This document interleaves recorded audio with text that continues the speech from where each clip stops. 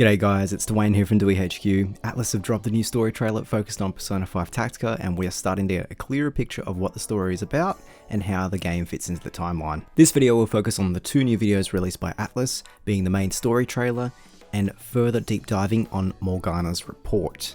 I'd like to also credit FAZ for the translations of the story trailer. They are very consistent at covering Persona content as soon as it drops, so I highly recommend you follow them on all their socials. Okay, let's jump in.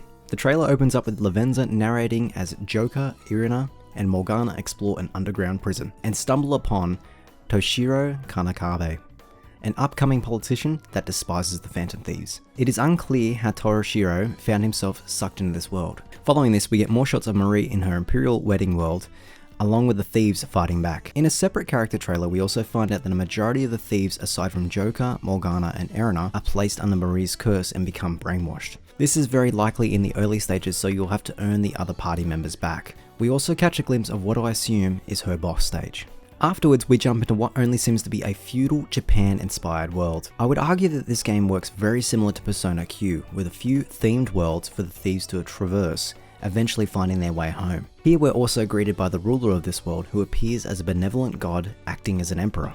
Right after the gameplay snippets of this new world, we are greeted by Lavenza in the Velvet Room, which is modelled after an ironworks this time around, as she returns to help us fuse personas. Toshiro takes a short moment to try and negotiate his way through the enemy and spectacularly fails. Following this, we also get to see some showtime attacks from Yusuke with his first depiction of Goemon and assist from Futaba. It is then revealed that the god statue is concealing an Oni, which further cements that he is the bad guy. During this sequence of events, we get a lot of close-ups of Toshiro, which may indicate that he may awaken to a persona in the game. This also is backed up by the recent ratings of the game through the ESRB, which mentions a character ripping off a mask off his face which causes him to bleed. The trailer comes to a close but gives us a nice teaser of the Repaint Your Heart DLC featuring Kasumi and Akechi. This looks to take place in a different world from what we've previously seen, so this may indicate that this world may need to be completed before you add Kasumi and Akechi to the regular squad of the story. This world also seems to heavily feature graffiti and paint, as all the enemies are carrying paintball guns and spray cans. Moving on to Morgana's report. He briefly covers the recent trailer and focuses on the new world based on Feudal Japan. It seems that two residents of this world seem to help the thieves and speak with them in Leblanc. As part of the infiltration into this new world, the squad don themed clothing related to Feudal Japan, where the boys take on samurai garbs and girls rock the traditional kimonos.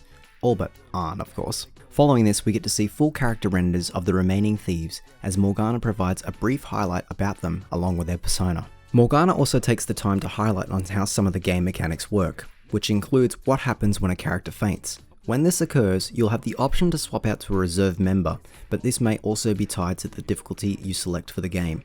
We are then treated to the main menu screen, which might change as you progress through the game depending on where you're up to. From this image, we can also see the DLC story mode, which will likely take you to the Repaint Your Heart DLC. This may indicate that the levels are set during this mode, not allowing players to grind for the DLC, adding to the challenge. Interestingly, Morgana notes that safety mode might allow Joker to die with no repercussions as you swap party members, whereas in most Persona games, when the protagonist goes down, it usually indicates a game over. Morgana is then interrupted by our favourite Velvet Room attendant, Lavenza, who explains the gimmicks of the new Velvet Room and how to obtain new personas. We also get a sneak peek of what happens when we get a fusion fail. Poor Lavenza. Next, Morgana touches on the DLC. Although I don't have a full translation, it does seem that Arsene has potentially been captured inside of the graffiti. And we also get official render reveals of Akechi along with Robin Hood and Sumi with Cendrillon. Again, the royal trio are back together with a quick tease of their all-out attack. It'll be interesting to see what Akechi and Sumi know, as Akechi is rocking his prince outfit and Sumi is officially titled as Kasumi. And this pretty much sums up the newest information regarding Persona 5 Tactica. The game is shaping up to be a fun little side adventure with some fun fan service, like the Persona Q titles. I'm excited to see how this story unfolds, and I want to see more love shown for Lavenza, as I prefer her over the twins. Let me know in the comment section what you're looking forward to the most. It was Dwayne here from DewyHQ. I'll see you in the next video. Buy any juice from gold to sapphire. Crack some jokes and turn satire. We'll be careful not to get you too tired. Make it short, but I'll take it higher. When we have a baby, we'll be in a child. That's what makes me most inspired. Hope seeing goes with you.